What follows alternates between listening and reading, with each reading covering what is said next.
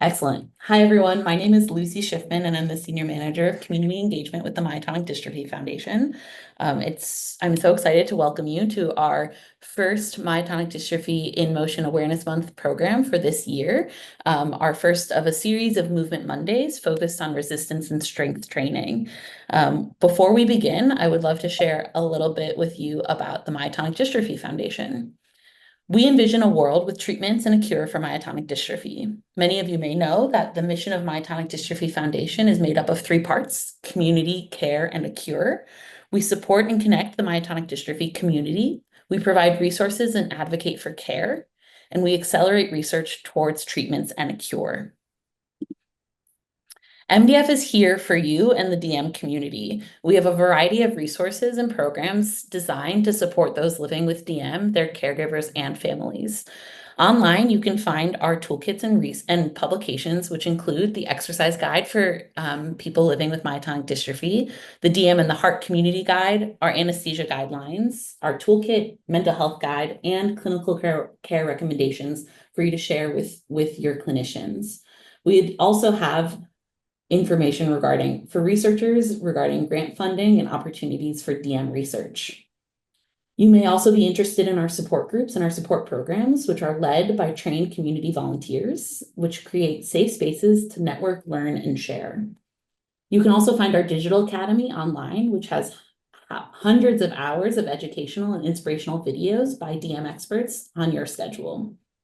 You'll also find our calendar events, which has all of our upcoming support groups, conferences, webinars, and more. Find all of these resources and more at myotonic.org. We also want you to stay in touch. Joining this webinar is a great first step, but you can also follow us on Instagram, X, and Facebook, or LinkedIn, and sign up for our emails at myotonic.org/sign-up. I do want to share a couple of our upcoming events. Like I said, this is just the first of many Movement Mondays for our In Motion Awareness Month this summer. Registering for this event gives you the opportunity to join any of our future events, including a movement and meeting happy hour that's going to take place right after this webinar ends. We also have our Ask the Experts webinars, which will take place monthly for the remaining of the year. In July, the topic will be seeing DM clearly. August is genetics and myotonic dystrophy, and September will be pediatric endocrinology. Similarly, you just have to register for one Ask the Expert series, and you'll have access to join every event in the series. If you're interested in moving all year, we don't want you to miss the opportunity to buy a limited edition Myotonic Dystrophy in Motion Awareness Month shirt.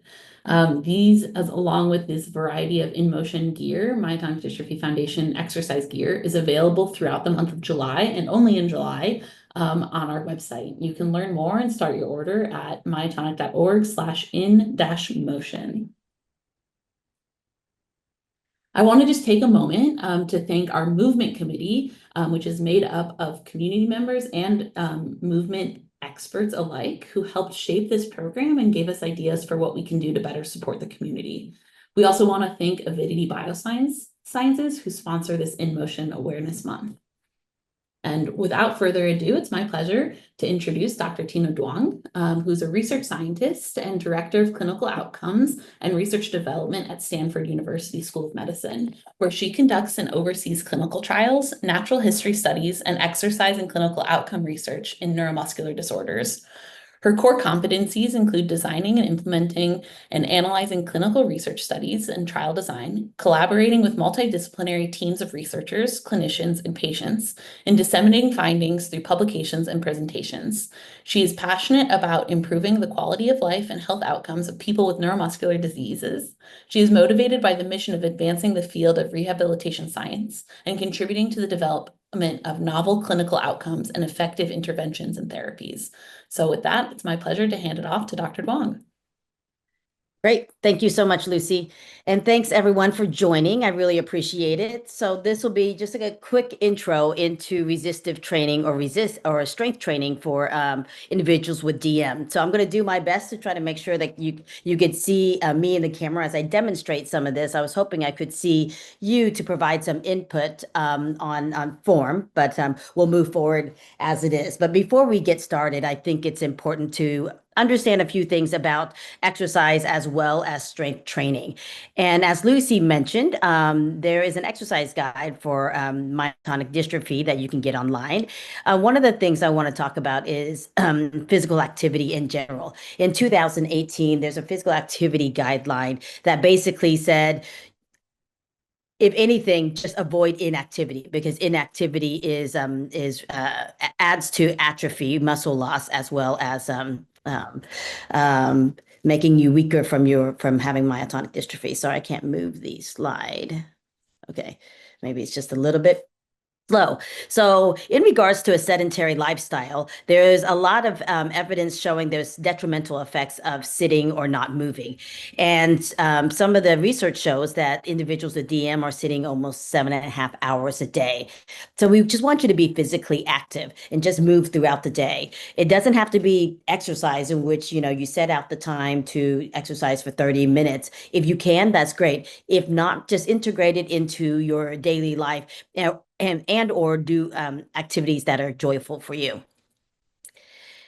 We know that in DM, there's multi-systemic difficulties. However, with exercise, the nice thing is that there are also multi-systemic benefits. It doesn't only benefit your muscles, but it also decreases other comorbidities such as cardiovascular disease, cognitive decline, obesity, and cancer and diabetes. And also, you could see there's other impacts of exercise, including improved bone health. There's a lot of times I know that you have some gut or gastrointestinal difficulties, and exercise really does help with all of these as well. So that's something to keep in mind. That is not just for muscles; it's just for all your other organs as well. Oh, okay, great. So what should an exercise program look like? There should be flexibility, strength training. That's what we're going to focus on today. That's high resistance and low reps. And then, of course, there's cardiovascular endurance, and that's usually low resistance and really based on time and your heart rate.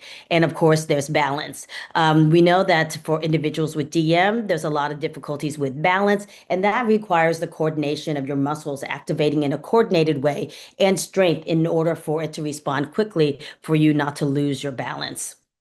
But that's not what we're going to focus on today. We're going to focus on some strength training and stabilization.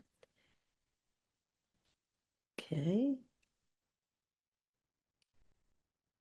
Okay, so what does strength training look like? There's numerous ways in which you could do strength training. Today, we're going to focus on body weight just because I was not so sure what you may have at home. Other things you can use are free weights and machines, as well as resistance bands. And I put soup cans here because you can even use some of the heavier things in your house. You don't have to have specific equipment. Aquatic exercise is great. However, we know that that's not accessible to everyone.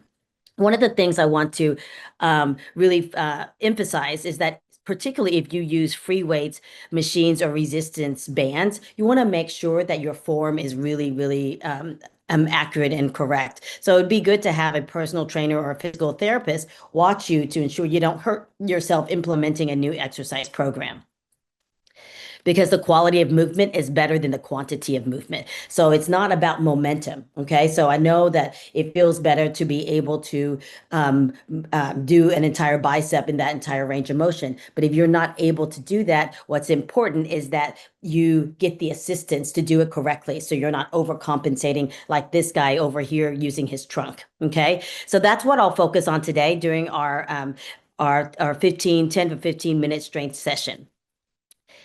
The other thing is if there's other devices that you may use, such as wands, pulleys, or bands, that may also be helpful for you. And so a physical therapist can customize this for your program.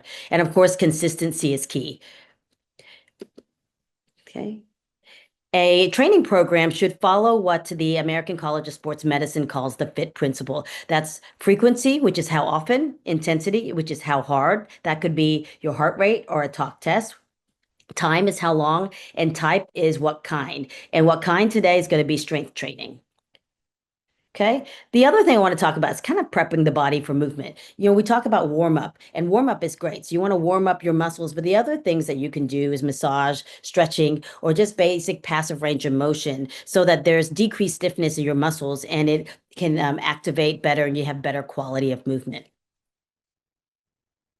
There's other online resources because the most important thing is to keep a habit. It has to be consistent when you exercise. So motivation is what gets you started, but habit is really what keeps you going. And so this website here is a great resource. It's not myotonic dystrophy specific, but it has a community of individuals with disabilities in which you can join classes. There's classes, and not only classes, but there's group and community in which I think to stay consistent in exercise, it's good to have that sense of community. And this is with the nchpad.org. And you'll also get that as a handout if you want to get into this website for an online resource. Click. Okay.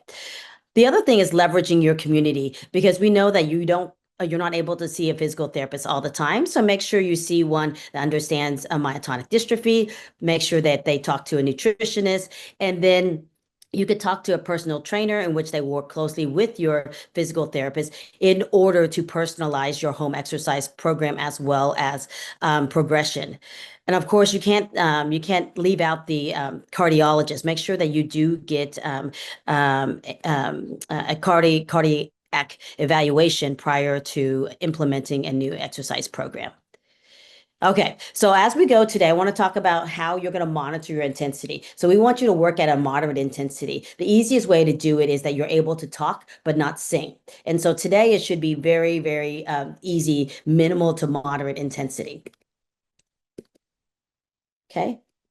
We know that with strength training, that adaptation on tissues depends on how much stress that you put on it. We really want to get to the maintenance phase in which you start at a level, say a 1 repetition maximum for you, and then we want to progress it so that this increased tolerance will result in hypertrophy. If you don't have that increase in resistance, then you'll only stay in the maintenance phase. So this is why it's important to have somebody follow you throughout your strength training program.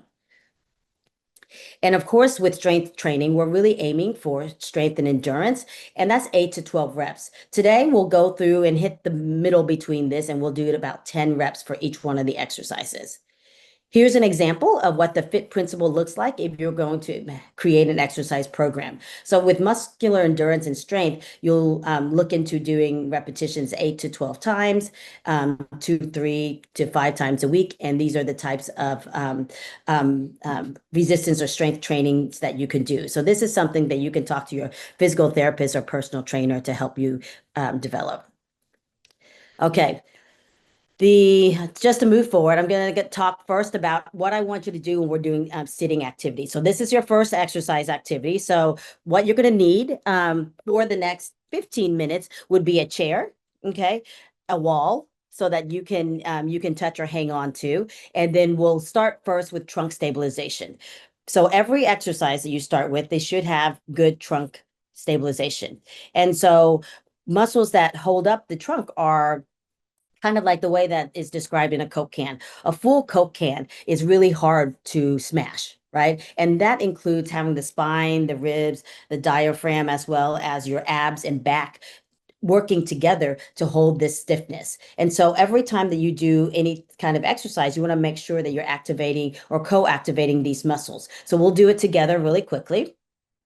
So here, I want you to sit up nice and tall. I want you to squeeze your bottom together. And this is cumulative. So you're going to do this along the whole stream of trunk stabilization. So first squeeze your buttocks together.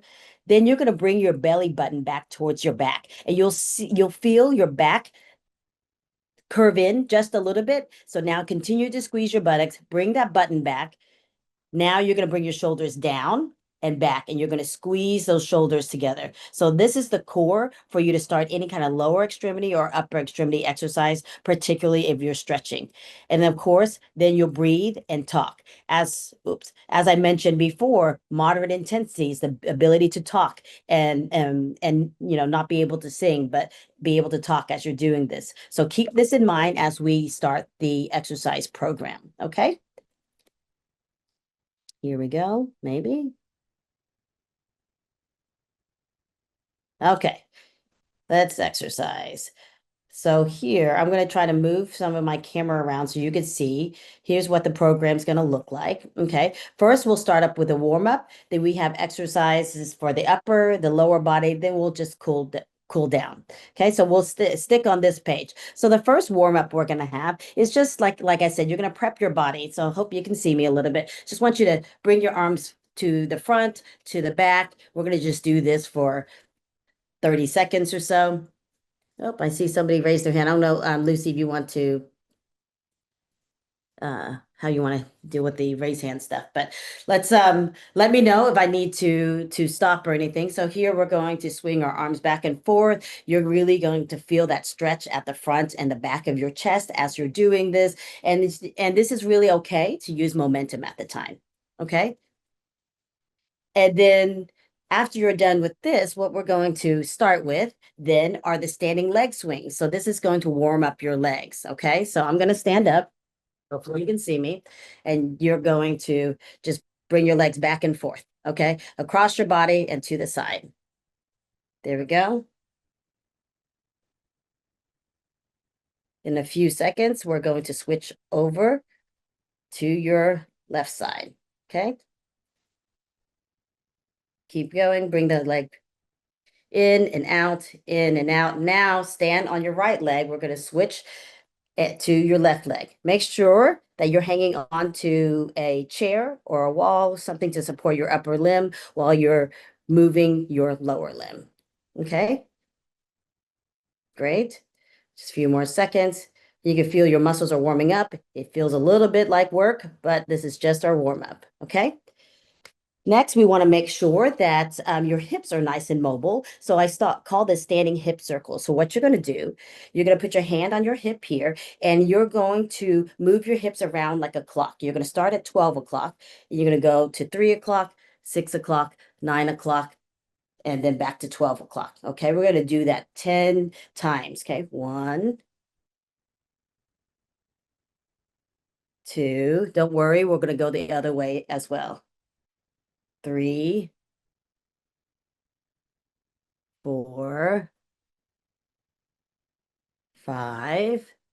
Okay, now we're going to switch and finish the rest of the 5 the other direction. So that other direction, you're going to go 12 o'clock, 9 o'clock, 6 o'clock, 3 o'clock, and back to 12 o'clock. Okay, 2 more. Good. And then that's it. Great. So now your hips are nice and mobile. The last warm-up exercise are called cat-cows. And so you can actually do this in your chair, in which when you're sitting, you're going to slump your back over and then bring it all the way back up, over and back up. And if I'm able to get on the ground, which I'm not sure that you can actually see me, you're going to do cat-cows, in which you bend your curve your back and bring your head all the way up, curve your back and bring your head all the way up. Okay, that camera just keeps moving up and back, up and back. Okay, great. Okay, let's see. And now we'll go ahead and start the upper body movement. Okay. So if you can see me okay, what we'll start doing is you're going to be seated in the chair, okay? Since this is a strengthening exercise using your body, I'm going to talk about what I want you to feel, okay? So these are the seated twist and reach, okay? So I want you to have your right hand planted on your leg, and your left hand, you're going to reach all the way across your body. And if your arms are weak, you can reach down towards the floor. But what you really want to feel, it's that twisting on the side of you, the right side of your body. Okay. You're going to push down with the hand that's on your leg. Okay. Just like that. Good. Wish this video wouldn't zoom in and out. Good. Okay. And now we're going to switch over to the other side. Left hand's on your leg. You're going to reach over on the right side. Good. Reach as far as you can. You should now feel that stretch in your trunk. Push down with the hand that's on your leg. Great. Whoops. Okay. Keep going. Good. And then now we're going to switch again and do the right side. Good. And then left side. Great. Hope everybody's doing okay so that we can start that a little bit easier. The next one are chair push-ups. And so since it's upper body, I just want you to focus on your upper body. Okay. So let me see if you can see this. So what you're going to do when you're sitting in your chair, if you have an armrest, that's great. Stop doing that. What you're going to do is you're going to push down with your arms and then up, down and then up. Okay. So you can raise your bottom up off the chair a little bit. And you're not going to focus on your legs because we're going to focus on that in a little bit, down and up. Okay. 3.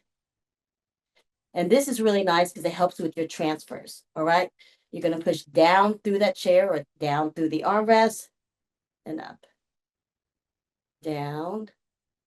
Great. And then up. Okay. 2 more. 1. And then 2. Okay. This next one's called wall push-ups. And so those of you who are really strong, if you can do it on the floor, that's great. Otherwise, I'm going to try to show you right here. You're going to stand facing the wall with your hands nice and flat. Okay. And then you're going to keep your body nice and straight like you're a plank. You're going to bring your nose towards the wall and then push straight up. Remember, we're looking for quality, so make sure that your body's not moving all over the place. You're stiff as a board. You're going to go down and up until I tell you to stop. 3, 4. Keep the arms nice and bent and then straighten it all the way. At the same time, you're going to push, like you're going to push the wall away from you while you keep your body nice and straight. Okay, great. Next, since we did the chair one, we want to focus on the actual sit to stand. So what you'll do is that, you know how you're doing your chair push-ups before with your hands. Now this time you're going to bring in your legs. Okay. So you're going to push down to the floor with your legs. Okay. And then you're going to use your arms. You're just going to raise your bottom up to where your knees are extended. Okay. So you push down through your legs and then you're going to push down through your arms. And that's just the start of a nice sit to stand. If you have to modify this, make sure you just lift your bottom just less high from the chair, okay? Because remember, it's about quality and not about quantity. And those of you who are stronger, you can cross your arms and stand all the way up and sit back down, okay? So this is kind of a modification depending on what level you are in your fitness, okay? So keep going, few more seconds. Good. And remember, this one, you really have to push down with your legs. You really have to use gravity in the floor to help get your bottom up. Okay. The next thing that we're going to do, because we know it's difficult for individuals with DM, are standing toe ups. And so you're just going to go up on your tippy toes and see if you can see this. Oh, it just zooms. So sorry, you're not seeing it. Up and down. Up and down. And so for those of you who are sitting in the chair, I'm going to demonstrate this in the chair in which you're just going to use your feet. Oh, goodness, the zooming. I don't know if we can fix that, Lucy. You're going to bring your toes up and down, up and down. Okay. So you can do this as you're standing or if you're seated in the chair. There you go. Up and down. Okay. If you're standing, make sure that you have something to hang on to for safety. Okay. And then this next one are called standing clocks. And so again, you can see that I like clocks. You're going to stand on one leg, okay? And then you're going to touch your toe at the 12 o'clock.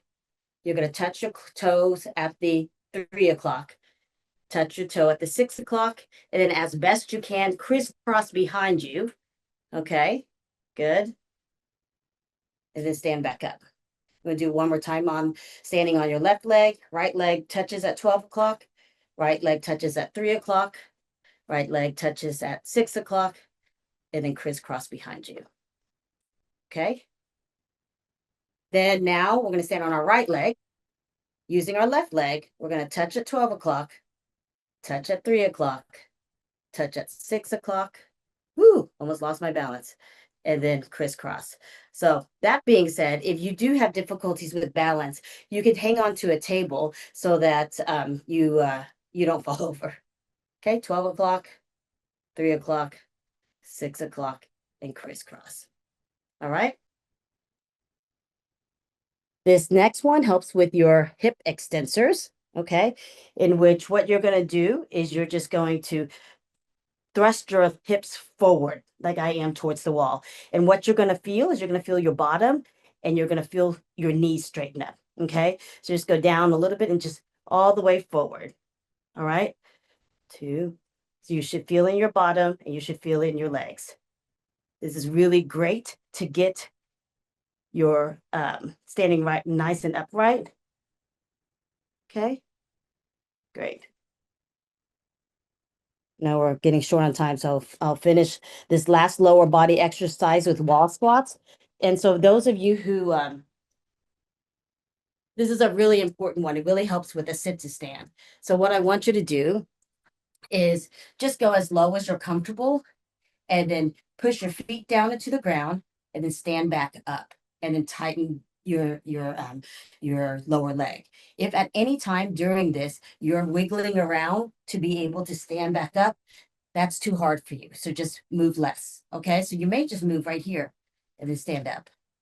And you may be stronger. You're able to go down a little bit more. But as long as you're going straight up and not compensating, then that's what I want you to focus on. Okay. Down, up, down, and then up. And so it's absolutely okay just to even do this little bit of a motion on top. But you can really feel this. You should be able to feel this in your thighs. Okay. Great. Now that's kind of a really, really brief intro. And sorry about the camera zooming in so you can't see really well. But you have to end every exercise program with some kind of cool down as well. And so since we did upper body and lower body, we want to make sure that we're stretching your arms. So bring your right arm across your chest. And you're just going to hold it with your left hand, like I'm right here. Do a nice stretch. In stretching, you want to hold it for 20 or 30 seconds or so. Okay. We're going to switch.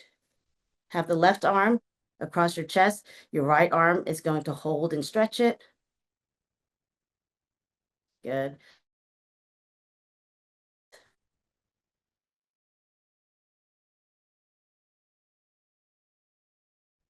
So reach towards the back of your chair. Stretch so you get that nice rotation. And you can look back so you can get that nice stretch instead of looking forward. Back to the middle. Twist to the left. Good. Great. Okay. And then we want you to do a hamstring stretch as well. So what you're going to do here, if you could see my foot, it's up and you're going to lean your pelvis over, okay? The important thing on leaning the pelvis over is making sure your hips glide right over. And you should feel this in the back of your leg, right around your knee area, if you're doing this correctly, okay? So we'll do on the right leg. Sorry about this camera, it keeps moving. Good. We'll switch to the left leg. Hold it there. You should feel it now in the back of your leg on the left side. Good. And then the last one, this one's also nice to do so that you stretch out your low back. Because I know a lot of you talk about some of the low back pain. And so this one requires you to lay down on the floor. Again, I'm going to attempt to do this so you can see me. Okay. And what you'll do is make sure your knees are pulled up. You're going to pull it up towards your chest. Okay. And you should feel nice in your back. You rock back and forth a little bit. Kind of gives you a little bit of a massage. And then what you'll do is to stretch that out. You're going to bring your left hand and help the right side of your legs fall down to the right side of your body. So you're just twisting. Okay. And then we'll do it again, back to the middle. Right hand pushing the left leg down. You're doing a nice twist. And then back up. And you can just rock there. Okay. And I think we are up on time.